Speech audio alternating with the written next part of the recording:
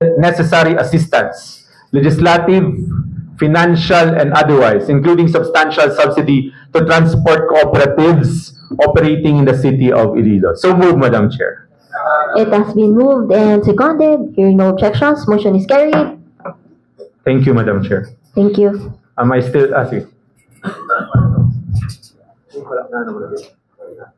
For items F01 to F04, may I request that Councilor Cedric Cabaluna be recognized. Councilor Cabaluna, you have the floor. Thank you, Madam Chair. For item F01, Madam Chair, until item F02, kayong F03 refer ko ni karon, Madam Chair. So, for items F01 and F02, these are proposed ordinance temporary closing to vehicular traffic certain roads in the city of Iloilo. It is my intention to pass these matters on the floor. I move for the suspension of the House rules as the number of readings required and the number of days required for the deliberation of these particular ordinances. So move, Madam Chair. It has been moved and seconded. Hearing no objections, motion is carried. For item F01, Madam Chair, this is in line with the conduct of a color fun run by Halandoni Memorial National High School. May I ask if the traffic management plan is available? Area Traffic Management Plan, Madam Chair.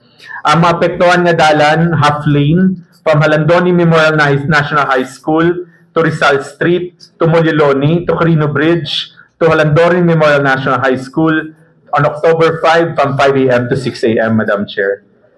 So, if there are no objections, half lane lang ang maapektuhan, kagalas 5 man hasta alas 6 ng kagahon. I move for the passage of the proposed ordinance under item F01, temporarily closing to vehicular traffic, the half lane the roads previously mentioned on October 5, 2025 from 5 a.m. to 6 a.m. for the conduct of the Color Fun Run by Halandoni Memorial National High School, Lapus, Iloilo City. So move, Madam Chair. It has been moved and seconded. Hearing no objections, motion is carried. For item F02, Madam Chair, ang ginaayo nga pasaraduhan ang Moliloni Street fronting Iloilo Freedom Grandstand in line with the Philippine Motorcycle Tourism. No? Kagina ko lang nakita ang dates covered, Madam Chair, pero I insisted nga hindi gid 3 adlaw, kay hindi man ni 3 adlaw, gid man 11, October 2 to October 5. Ang matuntod ni assembly lang ni nila kay malibot ni mga motorsiklo sa bilog nga panay. So gusto nila may parkingan sila sa assembly, kag may parkingan man sila pabalik. So I am now gather from them ang mga oras lang kung diin ang muning ilang assembly kag ang pag-assembly nila once bumalik sila. So amo lang ni Madam Chair ang date October 3, 2025, 12 midnight to 8 a.m.